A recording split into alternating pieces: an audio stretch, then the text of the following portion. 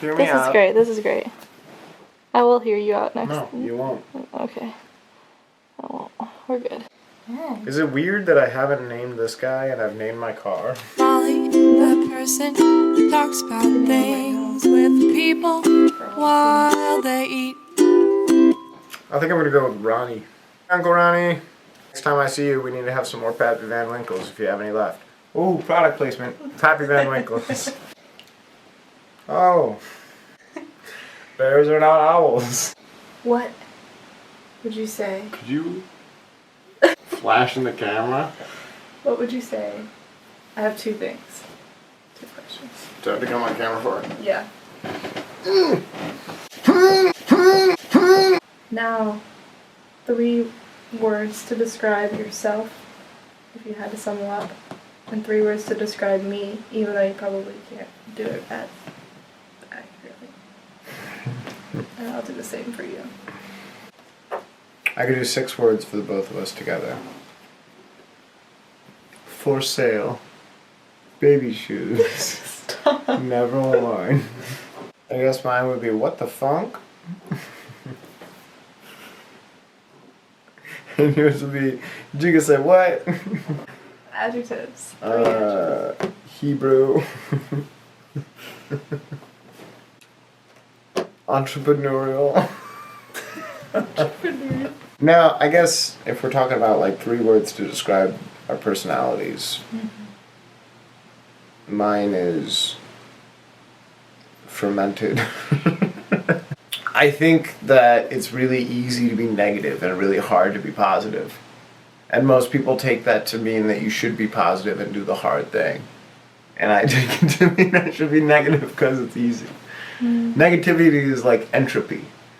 And when I let myself fall into it and people accuse me of being lazy or going the easy way out or having depression be a self-fulfilling prophecy or have my lowest expectations of people be borne out because it's what I'm looking for.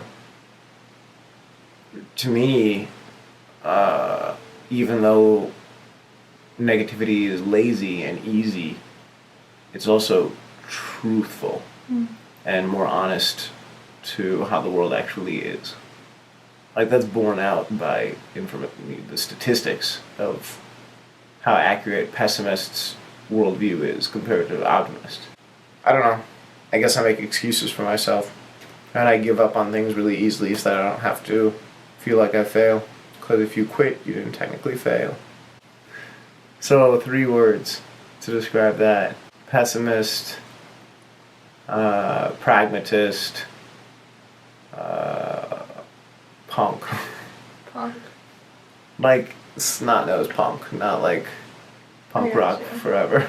Like. And for you, I would probably put the... You know those soaps that are shaped like shells that you think are chocolates for a second until you bite into them?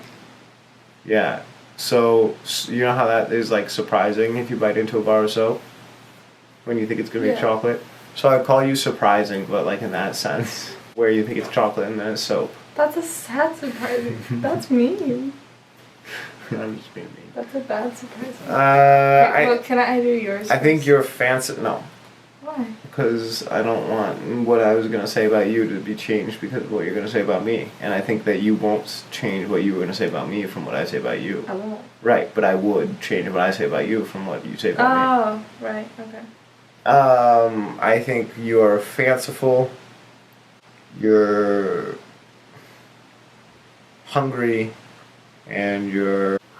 I don't know, Molly. Okay. I guess you're, impatient. Mine for you. White v. Samsung. Cynical. Free speech. Cynical. Intelligent. And either adventurous or spontaneous. Those are all positive. Cynical can be viewed as negative, actually, quite literally. What are the things you find most valuable in your life? Disney soundtracks, probably. And museum openings where they have finger foods on trays. And don't check to see if you're actually looking at the art. How did I answer last time? No, I'm just trying to form it as a question. But when you talked about the two things, high order thinking and sensory. Sure, yeah. I mean, look, we all still have our monkey brains, and we're all still living organisms, and living organisms are defined by their ability to grow and reproduce, and to consume energy, and translate that to, movement or growth or reproduction. So, the things that forward that goal, like a donut tasting good because it has fat and sugar, and that makes us think we're going to be able to make it through a long time without food, and the fact that that tastes good being a genetically heritable trait and passed down through the ones that were smart enough to do it, all of that means that sensory input is very exciting and fun. Mm-hmm. There's maybe not so much external value to sensory input. We have a very close kind of deep cerebral connection to sensory enjoyment. Like, you can feel it. I mean, not just feel it as in actually feel it, because that's what sensory input literally means, but feel it as in instinctively. It strikes me as something core and fundamental to what I am. Not necessarily who I am, but what I am. The other end of that, the thing that distinguishes us and separates us as a species, although we don't know to what degree because we can't communicate with other species very well, is our higher order thinking, which is our ability to conceptualize of realities that aren't present and to bend. Don't hail Hitler with that guy. What was it? I was having to back out what you were saying. Oh, okay. It wasn't that good though. Well, if I'm talking about actually bending the will of the world to the realities that we imagine, then I guess a hail Hitler is kind of appropriate for what I was describing. Creepy. Anyway, we can imagine things that aren't the case, and then we can try and change our surroundings to accomplish that, which is crazy. And we have self-awareness, which is crazy. So I think anything that realizes sensory enjoyment and allows us to realize that is dope. And I think that anything that takes advantage of our higher order thinking is kind of a celebration of what it is to be human. For my part of it, I'm an environmentalist, a conservationist, because I think that even if you want to look at it from a human-centric perspective, like the most people being able to enjoy their lives the most, conservation makes more sense. Because having people overdraw from the account of our ecosystem now fucks everybody else over in the future and in the now. But it's like a tragedy of the commons. Like if a bunch of people live in the woods and ownership of timber is based on who collects it, then you don't care if chopping down a bunch of trees fucks up the environment because it means you get the trees and the other people don't. So, I don't know, I guess being a conservationist is to apply higher order thinking to sensory hedonism and to temper it. You asked the bear a question. That sounds fun.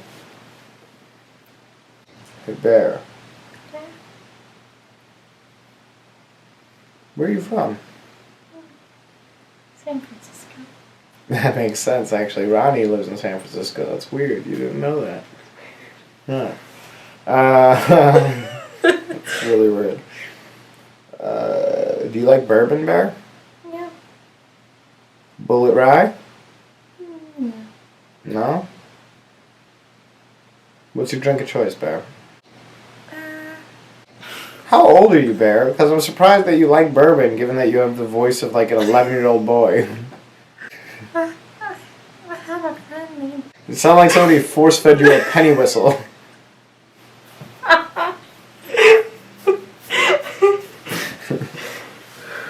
Okay. You're attacking. Oh, no. No. Now he sounds like a fucking puppet master. Children. I thought you were attacking. Am I supposed to put this thing out of its misery? Is that the message I'm supposed to be getting from this conversation? Bear. I was gonna ask you if you had to live in a world with mountains but no beaches, or beaches but no mountains, what would you choose? But I assume you would choose mountains, because I don't think bears are really big fans of beaches. That's right. So if you had to live in a world with dogs but no cats, or cats but no dogs, what would you choose? Dogs. Why? Because I like their ears better. You like their ears better? Sorry, I'm just repeating it because otherwise everything you say is going to have subtitles. This concludes our episode. Oh, wait, no, hang on. We could put it better about Brian than that. What? Molly Conrad. Alright, this concludes our episode. You have a ton of personalities, all of which are okay with me. But it's always been so fun trying to keep up. You're much less stubborn than you think, barely turning down a chance to drink.